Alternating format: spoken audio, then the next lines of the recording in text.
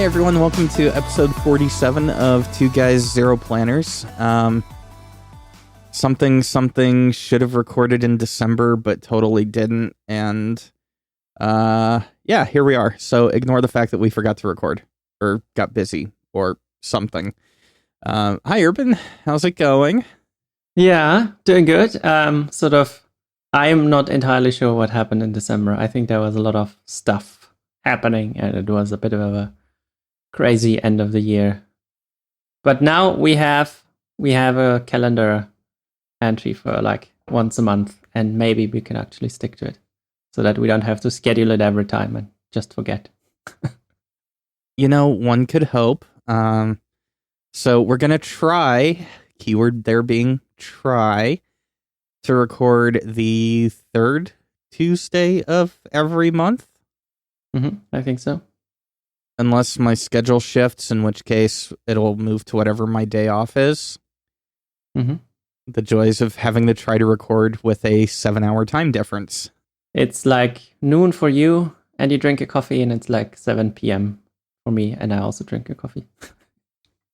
Yep, that is the joys of coffee. It can happen pretty much anytime you want it to.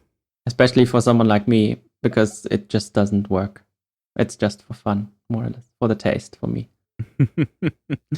For me, it's an excuse to get me to drink water. I am horrible at drinking water, so coffee is how that happens. Yep.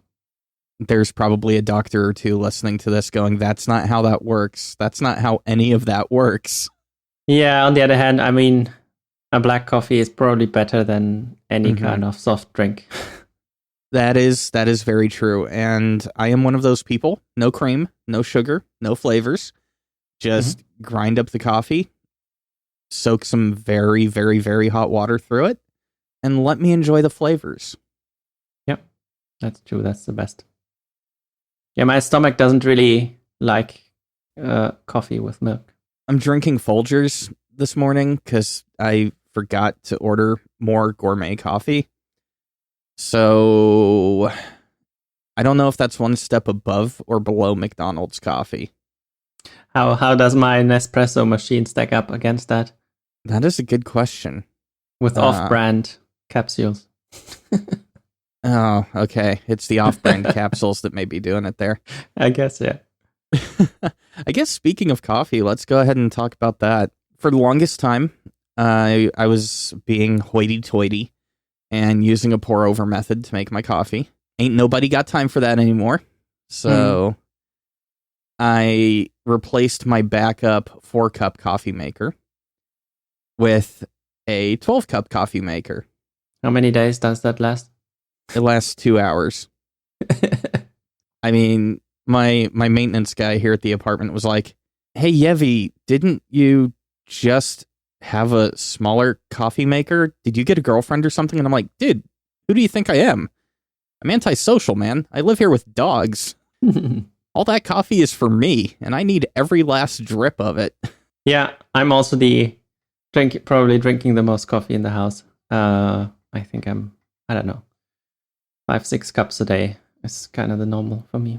Yeah, I mean, also, how many fluid ounces are in a standard cup of coffee? Is it 5? Is it 6? Is it 8? Okay, so half of my coffees are probably an Italian-sized espresso. So I don't know what you Americans drink. Like can we bring Monica in to clarify what that is for me? Because what is an Italian-sized cup? I don't know. A shot glass size coffee, I would say. Wait, when you say shot glass, okay. So a shot glass... Yeah, that also doesn't help. That's true.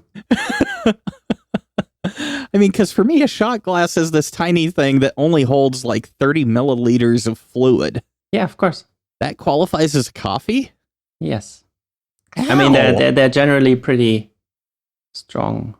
Oh, okay. So kind of like a Turkish coffee where you still have grounds in the bottom of it? No, not like that.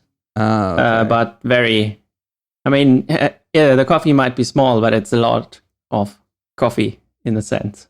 Oh, okay. So it's just got a lot of kick to it. Yep. Okay. Have you ever thought about starting a coffee podcast? It may only last like 2 or 3 episodes, but that'd be a funny experiment. Yeah, I don't know. I would probably have to start drinking good coffee. Yeah, and that can get expensive. It's like a whole another hobby to research. I told myself for my birthday next year, since I'm turning 37, I'm going to go ahead and buy some of that $300 coffee. Mm-hmm. Yeah, I've actually already started putting money in savings for that. That way I don't touch it and buy pen-related stuff with it. Speaking of pen-related stuff, you get to do a lot of talking today. Let's go with the stuff that's out of date, since you've already been to Greece. What did you end up taking with you? Let's see if I can remember. Well, I have a Knox Sinclair, so that basically fits a tiny pocket-sized notebook. I took one just because, basically. And then what I mostly used was my new Visconti Rembrandt and a Karas Customs Decograph with a 1.1 millimeter stub nib. I also had a pocket pen with me, but I basically didn't use it. And because it was a holiday, I packed cartridges. And then with 3 packs of cartridges, that Sinclair was pretty full. I know it was more or less it. Yeah, I mean, I took my journal of course, but that was the main thing. I didn't write that much. I was basically reading books in Greece this time. Yeah, I just got through the part, which, by the way, sorry, at the time of recording this episode, I've only gotten into 17 minutes of episode 38 of Expanding Beyond, and... it was mostly about books, right?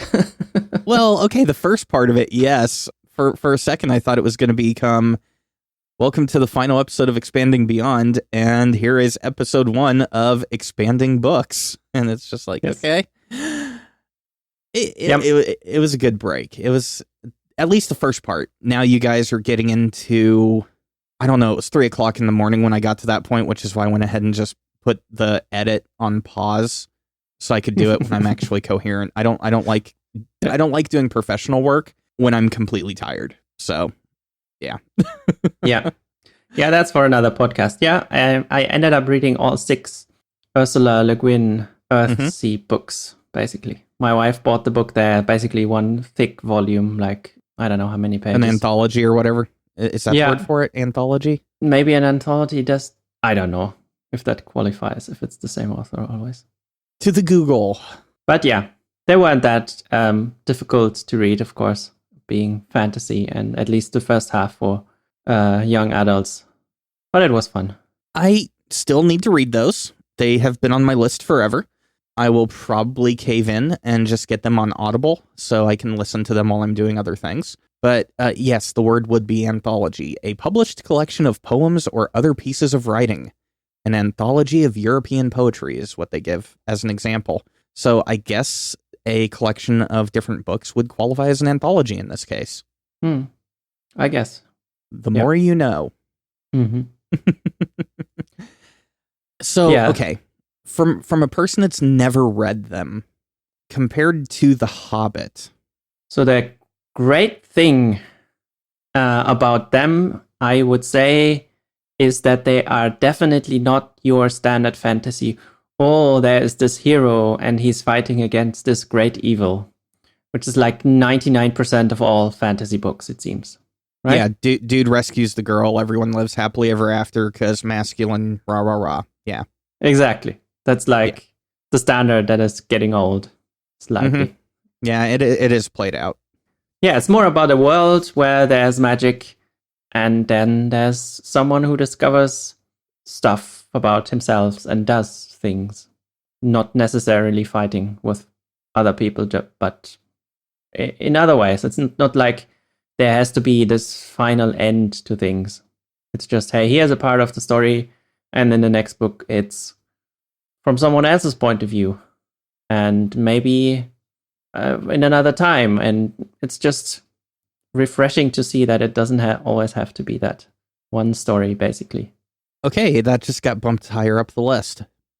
Yeah, that definitely got bumped higher on the list. And then there's this, like, after the first 3, I think she did a break, I think 18 years or something. And you can totally see in the other books, a more, I don't know if you want to call it feminist slant of things. And at least one book is about someone who isn't even a magician, or isn't sort of in the midst of things, but sort of just observes from the sidelines, more or less. Not sort of the story, not from one of the main characters you would normally see. Kind of an interesting, well, maybe not interesting tangent here. Editing me is probably feeling a little bit lazy because I have a new addiction for video games. Mm-hmm. It's called Lawnmower Simulator. Are you the lawnmower, or are you sort of mowing the lawn with the lawnmower? Apparently, the whole concept of this game is you own a lawn mowing company somewhere in Great Britain. Okay. So you are the employee riding your lawnmower. You have to do a debris check on the yard. Then you have to edge the yard, and then you have to mow it. And like, you get penalized if you clip a flower, or if you turn too tight and dig your tires into the grass. You actually get fined for that. That sounds great. It is, okay, so one of my other friends that I game with quite often and play Destiny 2 with, he's just sent me this YouTube video of a guy playing Power Washer Simulator and Lawnmower Simulator. And at the time I told him, I'm like, dude, this game is stupid. I would never play it. Mm-hmm. Since I downloaded it 3 days ago, I have mowed 27 yards. Cool. Well, and this is real time, like the speeds and everything, like for the yards that are as big as the yards are in game. That's about how long that it would take me to mow them in real life. But you don't have to move. Well, okay, I mean, there is that, but do you really move, quote unquote, when you're sitting on a riding lawnmower? That's true. Yeah. Mm-hmm. Yeah, when I think of lawnmowers, I always think of my lawn, and it's so small that we basically just have one that you have to push. And I use that maybe twice a year or something. Yeah, growing up in a military family, we had to keep our yards very tight and tidy. So we had to mow the yard every week to 2.5 inches in length. Any taller than that, and we would get written up for not properly keeping tabs on our property, since we lived on base housing. Yeah, fun times. And yes, it was a push mower. Actually, for the first, you know those old-timey mowers that have the spinning blades, like the drum mowers? Yeah, that sort of only spin through the power of you pushing it, yeah. Yeah. The first 2 yards I ever mowed, I had to use one of those. Mm-hmm. Like, I'm getting ready to pull out the whippersnapper here. We had one when I was a kid as well, basically. Only that one. But our lawn was so small, it didn't really make sense to have anything bigger. You know, golf courses still use a modified version of those. Yeah, golf courses don't use the spinning blades. They use the drum style. It gets you a much better, uniform cutting. It's easier to have the drum gently rolling across the ground, and when you're using bent grass, you don't really want to cut that type of grass. You want to baby the grass as much as humanly possible, so drum mowers tend to be a lot easier on it. Okay. Hashtag I used to play a lot of golf. Mm-hmm. Yeah, also something I never did. Yeah. Well, to be fair, I wasn't that good at it. Well, we'll let other people that know me decide how good I was or not good at it. But yeah, golf. Yeah. It's a thing. It is a thing. And lawnmowers. It is a thing. Mm-hmm. So if you are out there and you have Xbox Game Pass and don't want to pay for Lawnmower Simulator, well, hey, you can try it for free. I do recommend using your controller instead of your mouse and keyboard. The granularity on the throttle system is so much better on controller. Like, oh my goodness. I think in a few years we have to switch, and you have to make a podcast with my kids, because they're the ones that are playing games in the house, computer games. And especially my 8-year-old. He's also not only is he he playing the stuff, but he's also watching the YouTube videos and YouTube lives of all the German YouTubers with all the gaming content. If you really want to turn your son into the complete nerd, introduce him to Der Bauer. Mm-hmm. Yeah, he's a computer overclocker. So custom computer building, overclocking, just general like PC enthusiast. I guess I will discover stuff like that at some point. Actually, I'm trying to think. I think all of his content is in German, come to think of it. Uh-huh. Okay. Yeah. It's the only reason I'm not subscribed to him. It's like, I don't like watching YouTube with subtitles. Yes, it's questionable. I'm sometimes watching YouTube content from someone from Scotland, and he is doesn't even have a big accent, but the subtitles are sometimes even then a bit questionable. Yeah, the things that YouTube has thought that I said when I said Tomoe have been rather odd. Like one time it thought I said to my eat. How does Tomoe become to my eat? Those are 3 separate words that have nothing to do with paper. Yeah, YouTube is weird. It's actually pretty understandable. It's like it couldn't find a good match, so it sort of had to search, and that was the closest it could find, I guess. And then you end up with random like this. Wait, did I finally have to use a censor beep on Urban? Wow. That's a new year. Wow, normally I'm the one that has to do that for myself. Wow. Mm. I've been a good boy this episode. Oh, wow. Yeah, speaking of having the bleep stuff, at least I don't have to bleep the gaming channel anymore. I will admit, okay, so I will take some of the blame for us not recording more podcast episodes. Starting in July, I started a gaming channel just to see if it would be a thing. I rage quit that last week. I completely rage quit it and deleted everything, all 153 videos. Okay, and why? I was turning into a toxic human being. Okay. The people I was having the game with in order to do the high-end content that makes for a good YouTube video were extremely toxic, extremely vulgar, extremely vile, and they were constantly dismissing the people that I like gaming with on a normal basis and just constantly trash-talking them behind their backs. And that was kind of turning me into someone I don't like being. And I finally just decided it's like, okay, I'm working almost 60 hours a week just on the gaming channel by itself. Okay. I mean, you noticed from like July until recently, the Inktwell only put out like maybe 3 videos a month. Yeah, there was definitely less content. Yeah, and I mean, on top of that, I was always completely just dog tired, so it was impacting me in more ways than one. And yeah, I decided to delete that and just focus on pens and paper and let gaming be something I do to relax. Yeah, sometimes you have to make those decisions. I ended up deleting basically any social media apps from my phone. So in the holidays, I had emails. I think I was logged into YouTube on the browser, but that was it, basically. And it actually was helpful, especially for my neck, because then you sort of have the phone in the hand so long, and then I get neck pain and stuff like that. I get elbow pain from holding my phone at a certain angle. I think the big thing I need to do is canvass my subscriber base and see how many people would be disappointed if I got rid of the Twitter account and Instagram account for the Inktwell. I don't use them. I really don't. Yeah. And we really don't use the Instagram for Two Guys Zero Planners either, but that one... The smart thing to do with that one is transfer that to you, because you actually post interesting pen things.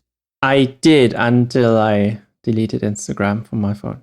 But I noticed, I realized the last time I logged into Instagram on the browser, you can actually upload images in the browser now. No way.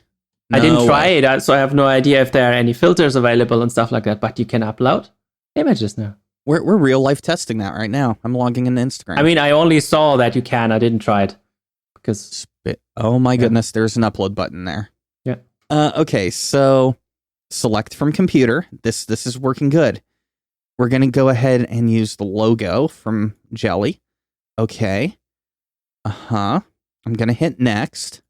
Oh my God, there's filters. Whoa, nice. Yep, they've got all 12 filters. Oh my goodness, they've got the adjustments tab. Oh. Hit next. Oh my God. We don't need it on our phones anymore. Very nice. Sweet. Discard. I'm not posting that. I've already posted that. Now I only need a good phone to take pictures with. Okay, so delete Instagram. Sweet. Wait, I can delete Twitter too. Oh my goodness, because I can do that from the browser. That's what I did. Delete Twitter, Instagram, Discord, Slack. It all can go. Well, okay, I respond to you on Slack on the phone, so I have to keep that. And Discord, I do. How much information is too much information? I mean, depends on who is listening, right? I guess the way I'll word this, sometimes you just have to carry your conversation into the bathroom with you. Even if it's a voice call on Discord. And I'll leave it at that. Yeah. I mean, to each their own. I've been sort of trying to cut back on the whole thing anyway. And I'm trying and not always succeeding in even turning off the computer after work. That is the hardest part. I don't think I can completely unplug from that. I think the biggest reason for that, though, is with how antisocial I am, and because I like isolating myself from the world, I have to get social interaction somehow, and Discord and video gaming have become that social interaction for me, regardless of how unhealthy it really is. Yeah. I mean, I'm married and I have kids, so maybe there's a difference there. Yeah, more power to you on that one. And it doesn't mean that I don't have Slack and Discord open when I work, right? That's the other thing. Depends on the day, on how motivated I feel. Right. And how much I'm on those instead. Wow, that was a tangent and a half. Yeah, it's number 3, right? See, this is why we decided back in October or whatever to just let the podcast be a thing. Yeah. And just let it be organic. Yes, but the one thing I want to cover that's actually related to pens is my most exciting feature for FPC that I did. I think last year already. So this is the reviews feature. So I have this by now probably fairly well curated list of inks where people can just enter whatever they want. And I, in the background, try to match it all together, and all various spellings of various inks in all languages sort of hopefully get lumped together under the same name, unless they're Birmingham pens, because they are just very confusing. And I gave up. Right. And of course, at some point you have to start doing that, doing something with this data, right?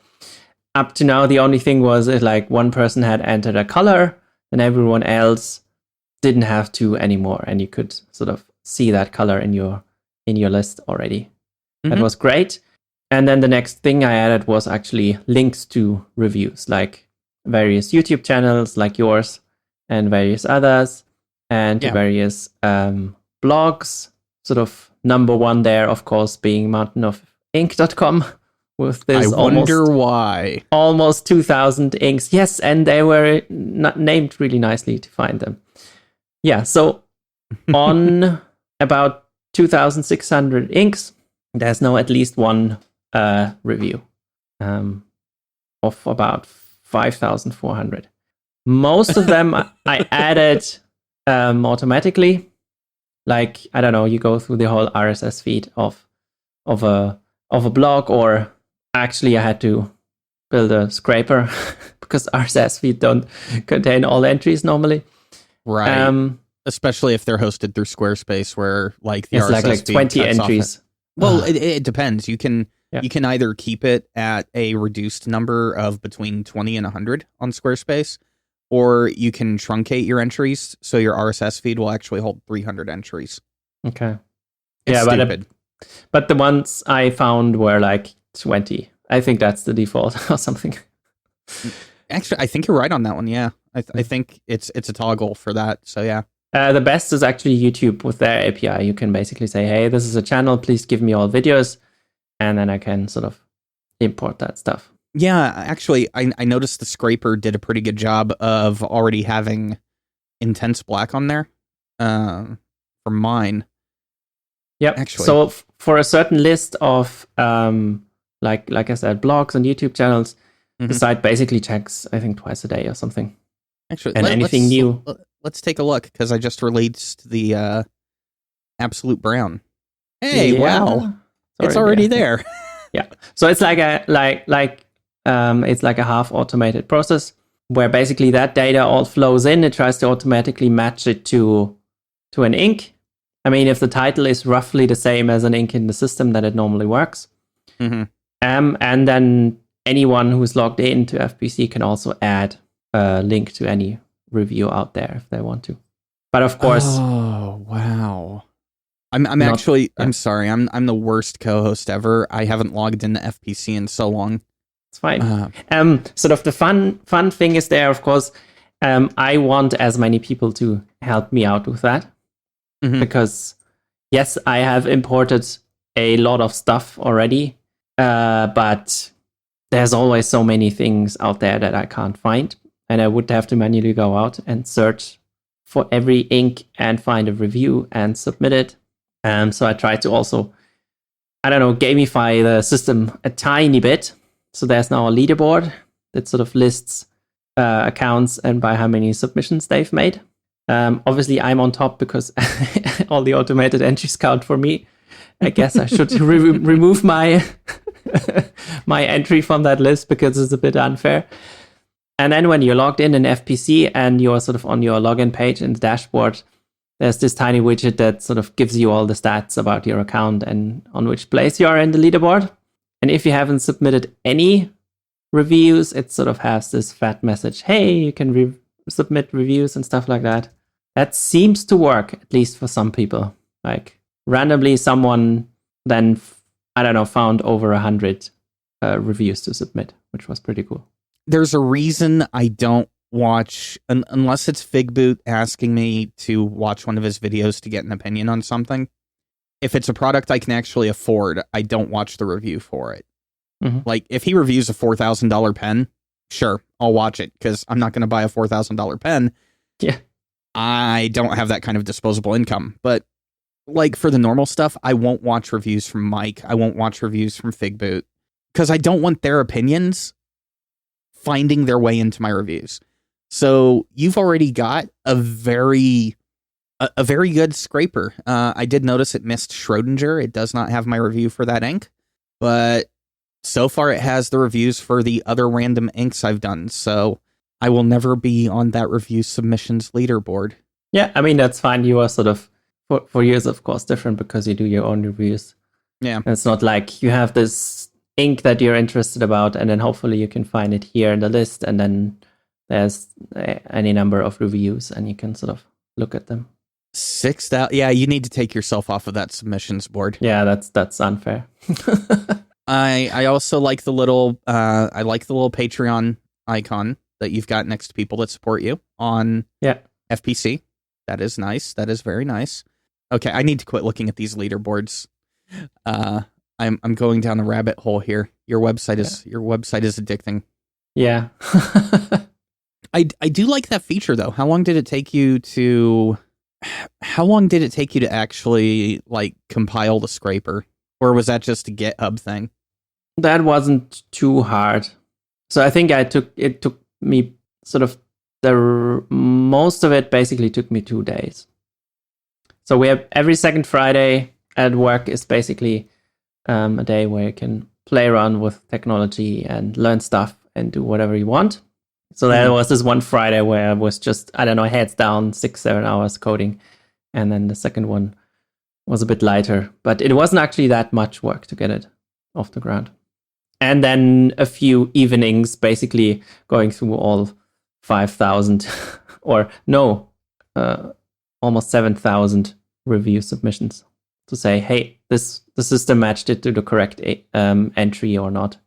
Because sometimes it just gets confused and it has its, I don't know, there's some weird things like Fountain Pen Revolution Blue Black is like its favorite ink and it matches random stuff to it. I don't know. So I have to reject a lot of automatic submissions that way. I don't know what it is with that ink. Wow. In 2 days, you make a scraper that's actually good. In 2 days, I lose my car keys and forget what my middle name is. Wow. Yeah, I mean, my wife lost one of our 2 car keys, I don't know, a week after we bought the car. So stuff happened. Actually, I haven't driven my car in so long. Where are my keys? Like, okay, I still have the same tank of gas from August. Are you sure you can still drive the car, or is the battery empty by now? Oh, that's where my keys are. That's right. Because I hit the lock button to make sure the battery was still working last week. And I heard the horn honk. And it didn't sound like a dying duck, so I know it works. Yeah. No, you're right. I need to go out there and start the poor thing. Yeah, we have this 13-year-old tiny car we bought secondhand, and the battery's been empty since a year, maybe. Eventually, we just need to, I don't know, hopefully not pay someone to take it off of our hands. Let's say it like that. Because currently it's just standing there and we're paying tax and insurance. Yeah. It's just annoying. Yeah, I just don't drive anymore, except for taking the dogs to the vet and going to get COVID shots. And I need to go to the optometrist and dentist here soon. So I'll have to drive for that, unless I want to walk the 7 miles to the dentist. I mean, the optometrist is only like half a mile away, so that's not a bad walk. I could definitely do that, but I'm lazy. I'm an American. Yeah. That was tangent number 4, right? Wow. Okay, you're keeping track of my tangents. 2 guys, 0 planners. Urban stays focused. Yvgenii goes down rabbit holes. Anything. Pens, inks. Yes, yeah. I can see something about colorless mini bottles on the list. Well, okay. So in the last year, I finished off the Pelican 4001 series and finished off the Kaweco series. And as of yesterday, I finished off the Waterman series as far as inks go. All 3 of those companies could not make a single good red ink. That was what I was going to say, yes. Yeah. It must be something about the European market where you try to match what the others are doing, right? Maybe, but I don't know. Ruby red just does not look like a red to me. It just looks pink. And maybe that's just, I don't know. It's just not a color that excites me. And Pelican Brilliant Red was not brilliant. Doesn't Waterman also make a pink, but only in cartridge? Oh. Just like Pelican did until, I think, last year or something. Right. And that's also a very weird European thing.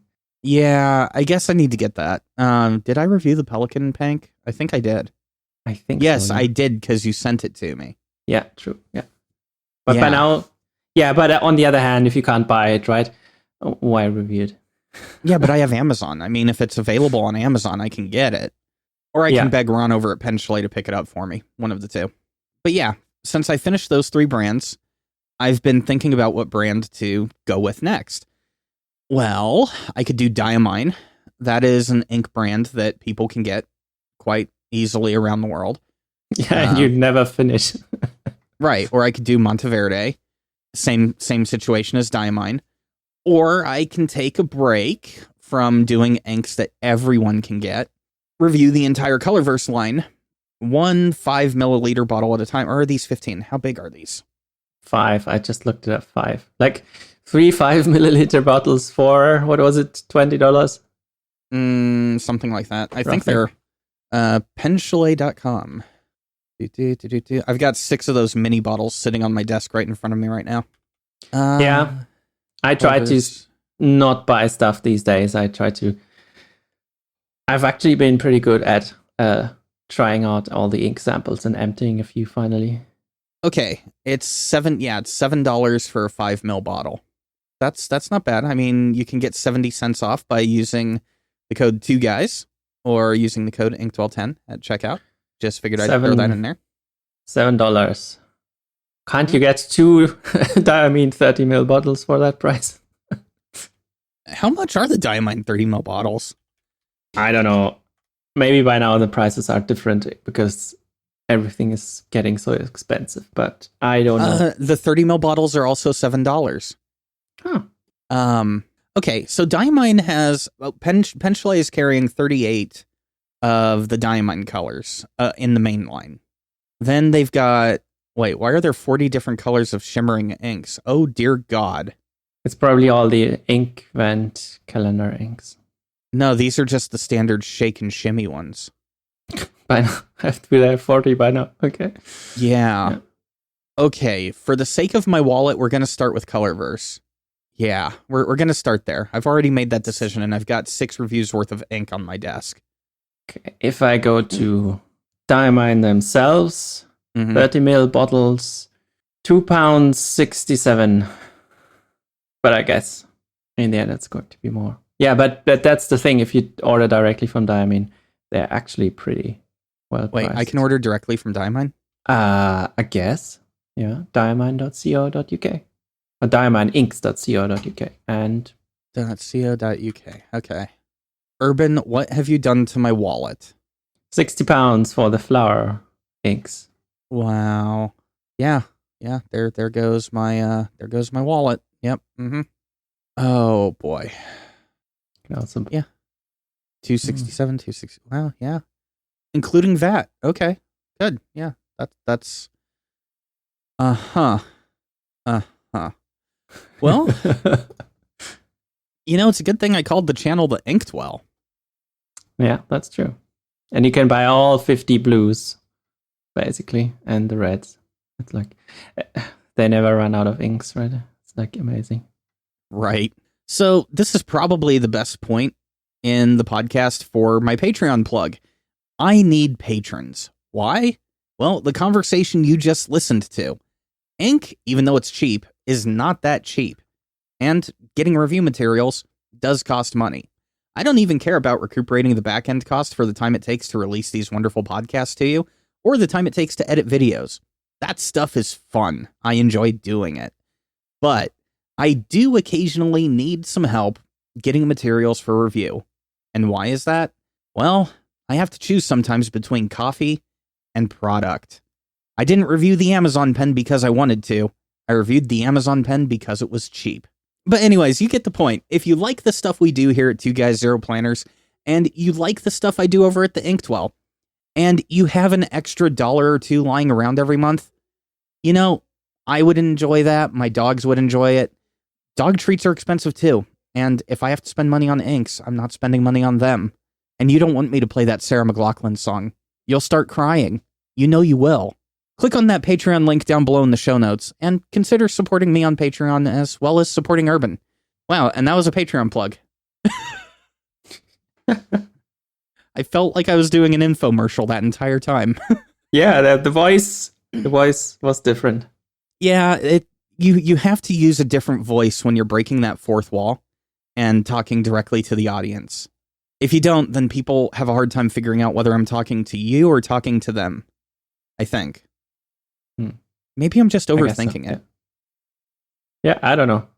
But yeah, I mean, we'll see. We'll start with these 6 Colorverse inks as I punch my monitor. So we're looking at Spirit, Sea Europa, Redwood Forest, Coast Redwood, Photon, and Strelka. So no city ink. No city ink yet. That seems to be the new trend of ink makers, right? I don't know what it is. That's sort of the thing that you realize when you basically look at people entering inks every day, more or less. That seems to be, I don't know how many makers started to have that stuff. there's Colorverse? Yes, Colorverse has by now also some cities. Yep, Roboduster has cities. Sailor's doing states. Sailor's doing states, as is Colorverse. I mean, and then you've got Robert Oster doing just Arizona. Like, there's 6 Pen Chalet exclusive inks now strictly for the state of Arizona. Speaking of which, Robert Oster, Oklahoma City. That was an interesting review. Yeah. I mean, okay. I live in Oklahoma. So normally I'm okay with what Robert Oster decides to do for their color profiles. Like Antelope Canyon. The colors remind me of Antelope Canyon. Monsoon Sky. The colors remind me of Monsoon Sky. Dog treat squeaking in the background. Why I bought those, I don't know, but yes, there's squeaking now in the podcast. It's a thing. Oklahoma City. The grass is not always greener in Oklahoma City. If you see green, it's because there's a tornado. Our grass is dead probably 8 months of the year from either being too hot or too cold. So it's brown and gold. It's not green. Yeah.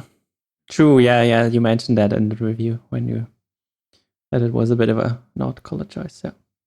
Yeah, I mean, other than that, it's a great ink, but I think, like, maybe call it Dallas green or something like that, but if you go with a Dallas ink, then you've got to go with blue for the Dallas Cowboys, or else you're a heretic, I guess. I don't know. Maybe that's a thing for people from Dallas, or have you given up on the Cowboys already? I don't know, Dallas people. Let me know. Do you even consider the Cowboys to be a thing that exists anymore? Yeah, let's. Yeah, I'm. Where do I send the link? I'll send you the link in Slack because it's easier than TeamSpeak. This is basically the list of Robert Oster Cities of America inks, with the exception that there's 2 Kansas City that I haven't matched correctly. What do you think of those colors? Hopping into Slack on my computer really quick. They should have switched Oklahoma City and Kansas City. Miami should be a little bit more on the turquoise scale. Las Vegas is the shimmer one, right? I don't even know. I think Las Vegas is a shimmer one, if I recall my review correctly. Because I made some comment about everything in between from New York. No, from LA to New York, I think is what I said, or from Napa to Napa to New York is how I said it. I like the color they used for Napa because it does remind me of grapes. Chicago being a dreary grayish blue. Yeah, that works. Yeah, that's what I thought too, yeah. Vegas, if that is the shimmer one, which I think it is, the purple is good. A purple shake and shimmer. That does kind of give you the whole glitz and glamour and pseudo royalty of Las Vegas, so that's good. New York going with red, really? Really? Yeah, I don't know what would be the color of New York. Gray. Well, okay, New York is the Big Apple. Yeah, but if you think about New York, maybe green would also work with Central Park. It's sort of, if you're not American, that's one of the things you think about. I don't know. Or money, if you think of Wall Street. Yeah. So green still works there too. Yeah, that's true. Okay, so yeah, Kansas City, disagree with. That should be Oklahoma City. Oklahoma City should not exist, period. That should be Kentucky. Miami, like I said, should be a turquoise. Other than that, yeah, I like where they're going so far. I can't wait for Series 2. I think it'll be good. I think it'll be cool. Actually, that makes me wonder. I'm using the search function on fpc.com, or fpc.inc. Sorry. Yeah. If it doesn't exist on FPC, the ink doesn't exist. Okay. Maybe not quite correct, but at around 7,000 inks, I think I have some authority. Now, see, okay, here's my thing. I searched for Pen Chalet, because there's only the exclusives from Robert Oster and Colorverse. I agree Robert Oster's take on the Pen Chalet inks. Antelope Canyon. Yes, it has the orangest reds of Antelope Canyon. Monsoon Sky.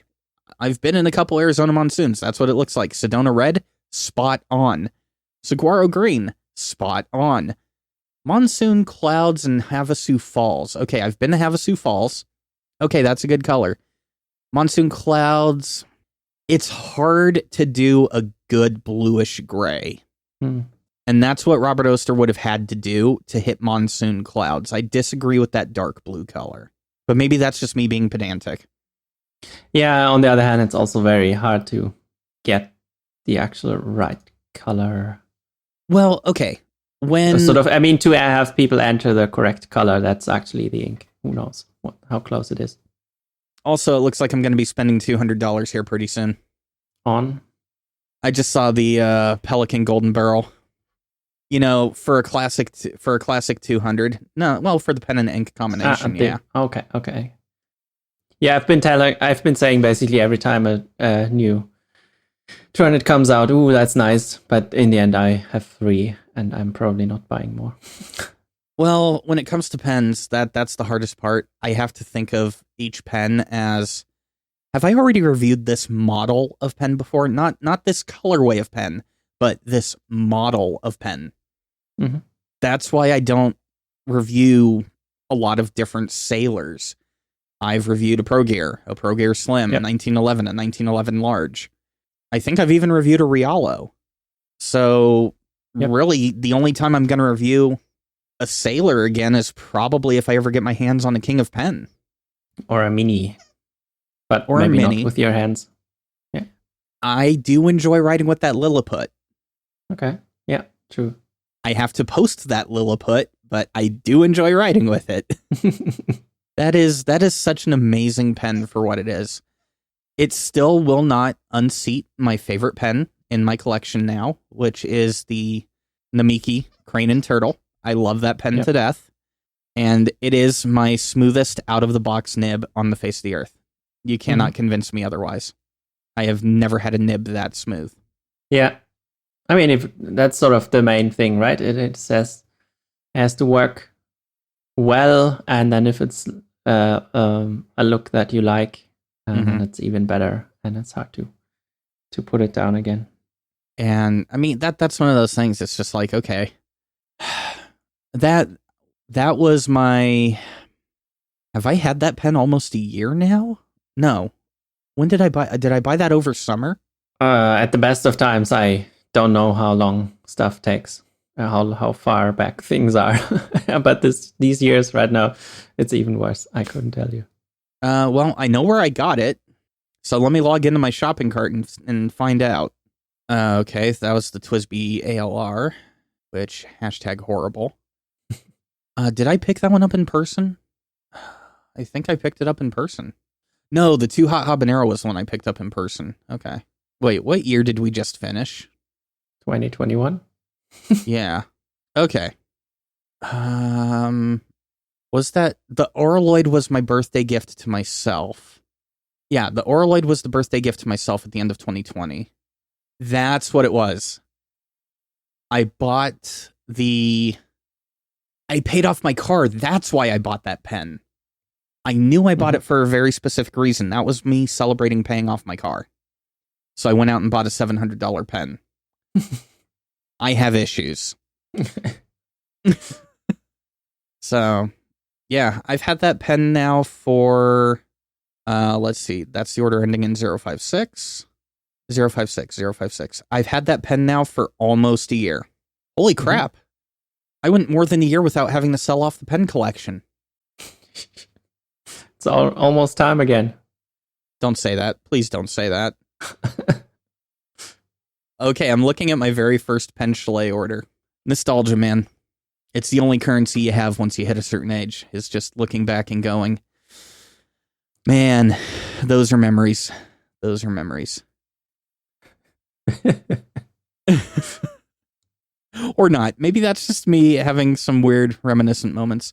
But yeah, if you want to get my full thoughts on the Namiki Nippon art, I did a rather long video for me. It was 8 minutes and 25 seconds long over on the Inktwell. So go give that a look.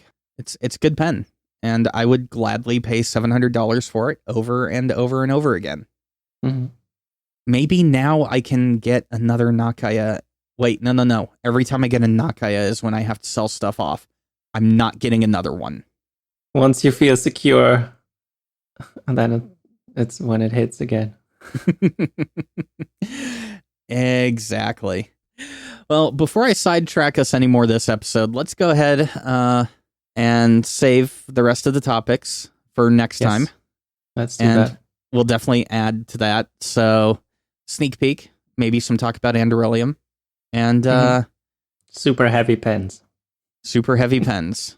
Super heavy pens. Which, by the way, Phil, I know you're listening to this. You need to message me on Slack so I can borrow your Shown Design Pocket 6 or whatever it's called. Yeah. Now I'm talking directly to you, Phil. How are you doing?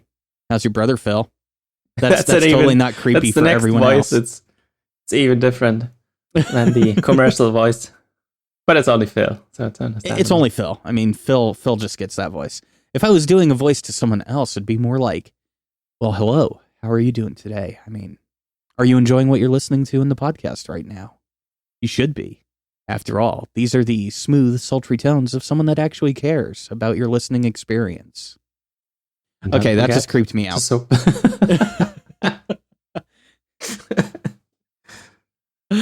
Oh my goodness. Well, it has definitely been good catching up, my friend.